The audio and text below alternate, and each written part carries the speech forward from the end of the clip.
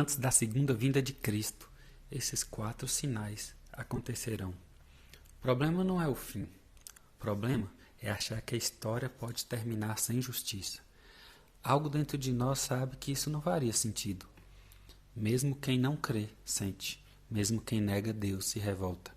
Quando o mal vence, algo grita por dentro. Quando o justo sofre, algo se quebra. Esse grito não é social, é espiritual.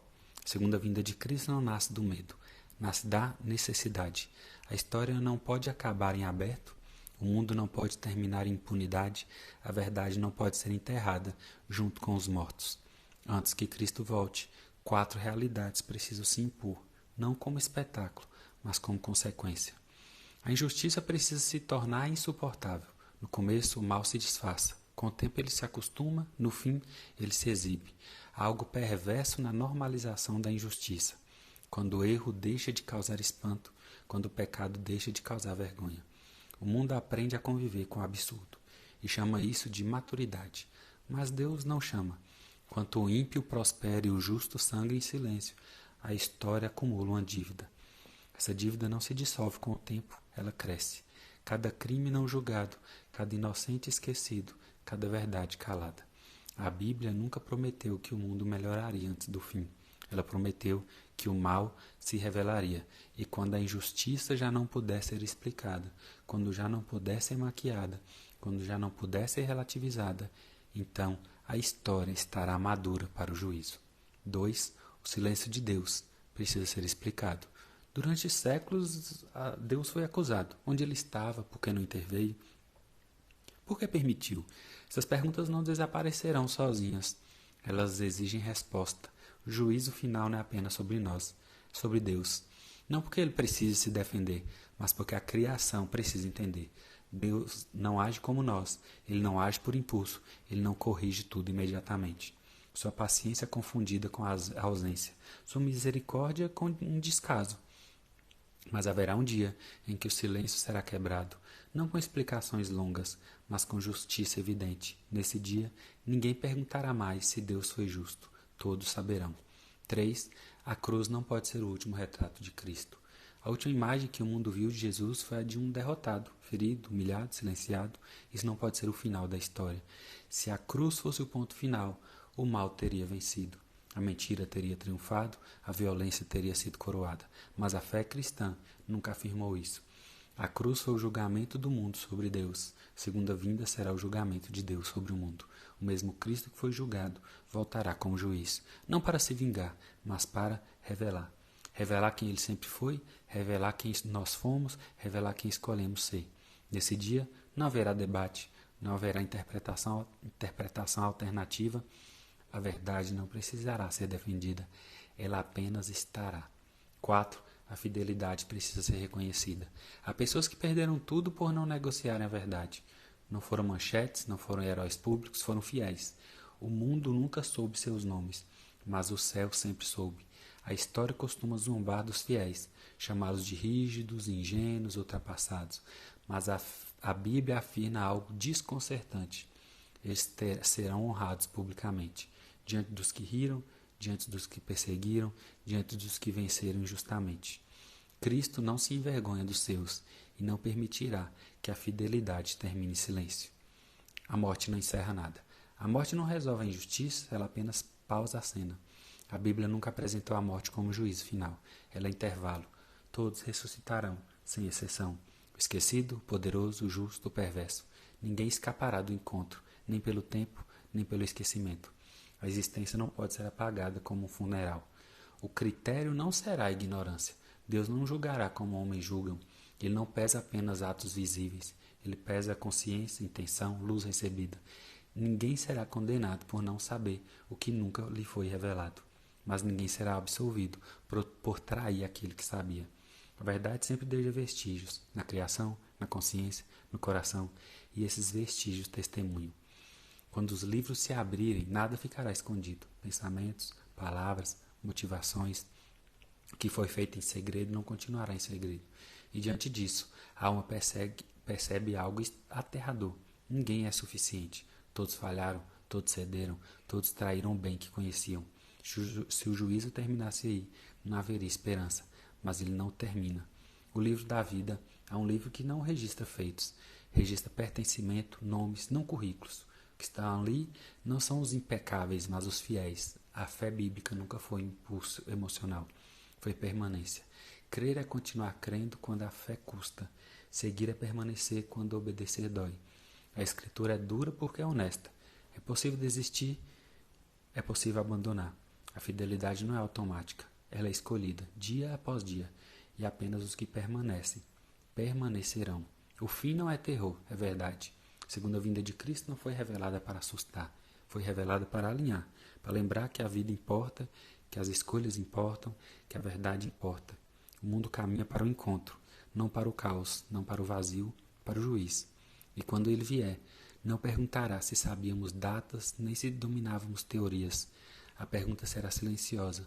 Fomos fiéis à luz que recebemos? Eis que venho sem demora. Essa frase não acelera o relógio, ela pesa a consciência.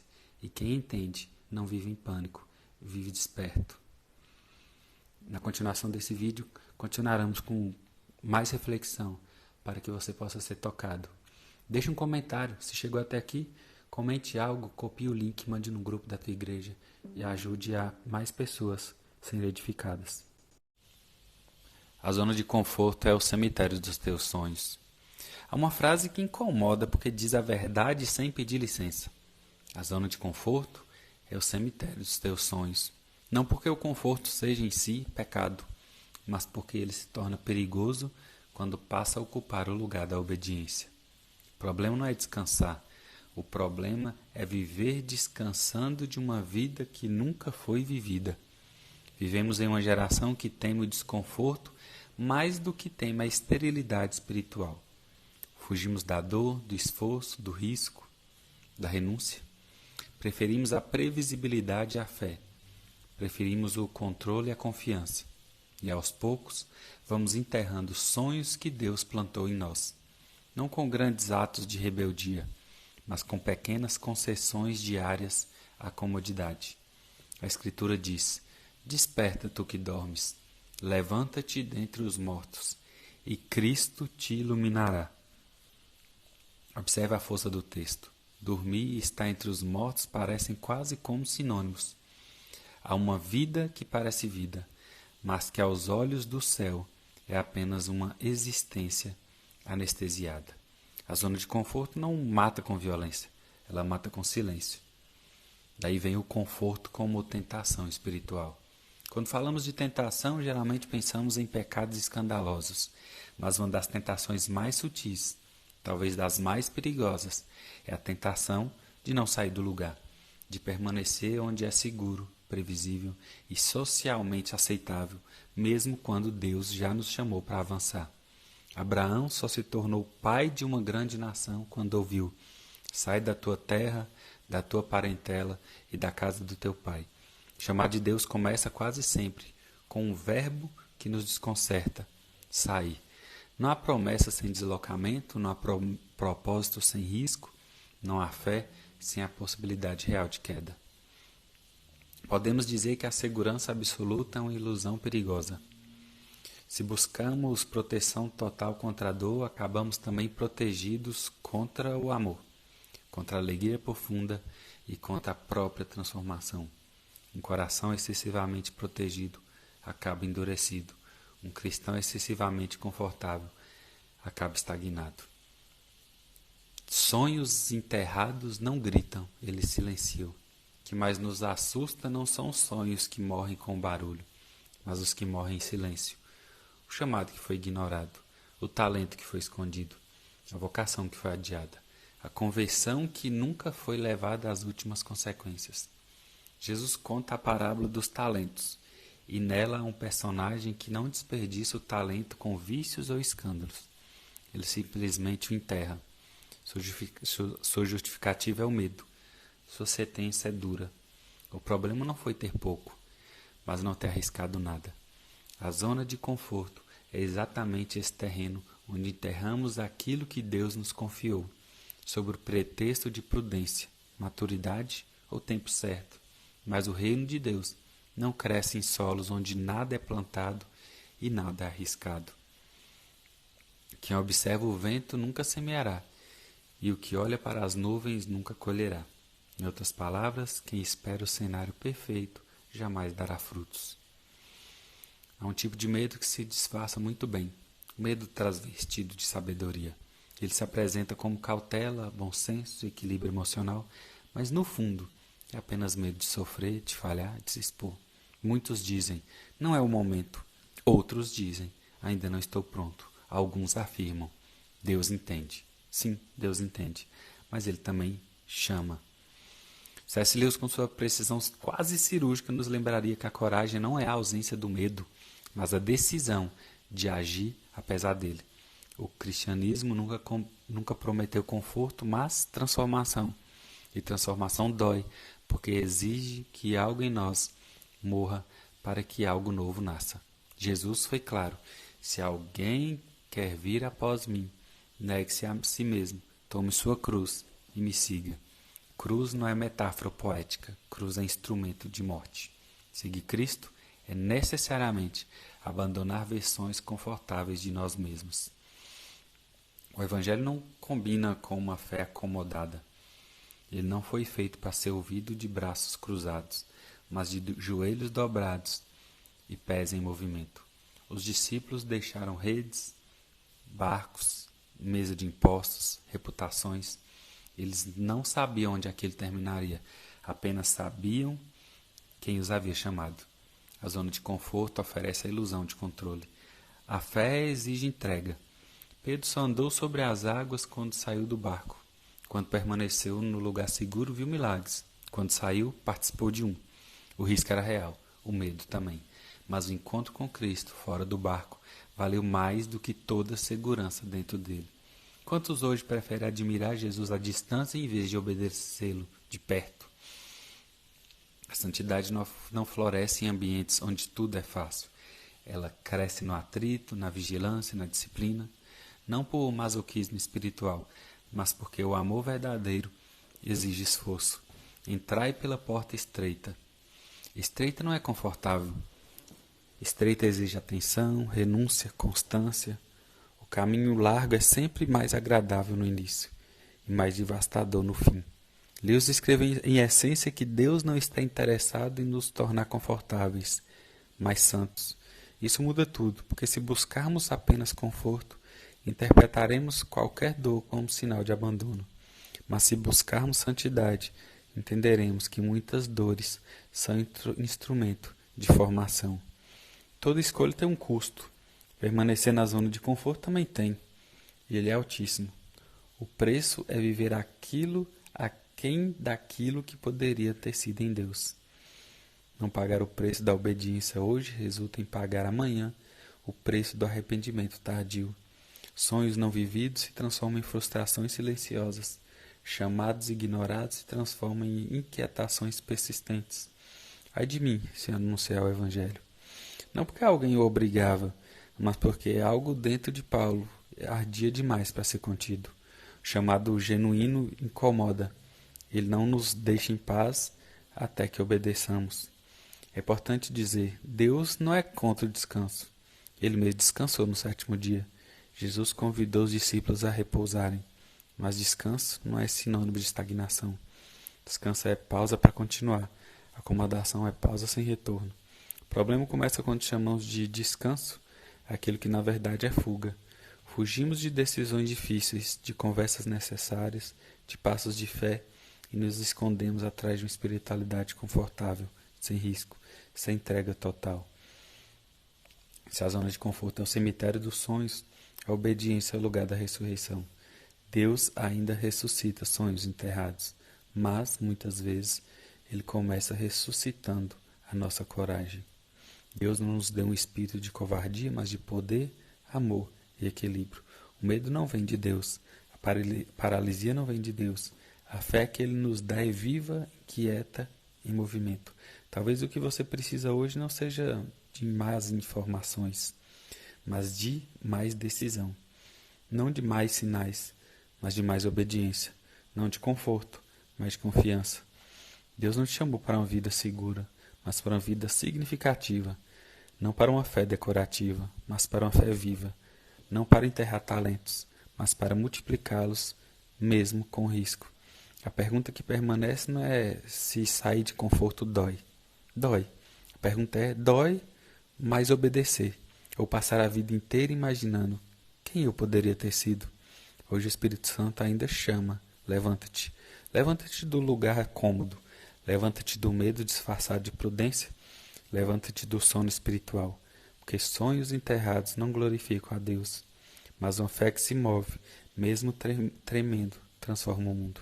Talvez no fim descobrimos que o maior risco não era sair da zona de conforto, mas ter ficado nela para sempre.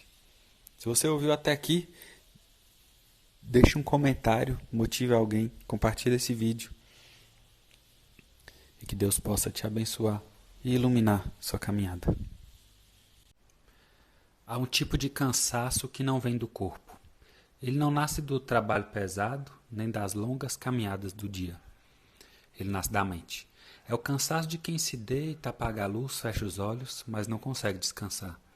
O corpo está na cama, mas a alma está no amanhã, pensando no que pode dar errado, no que ainda não aconteceu, no que talvez nunca aconteça. E pouco a pouco, o futuro vai roubando o sono que deveria pertencer a Deus.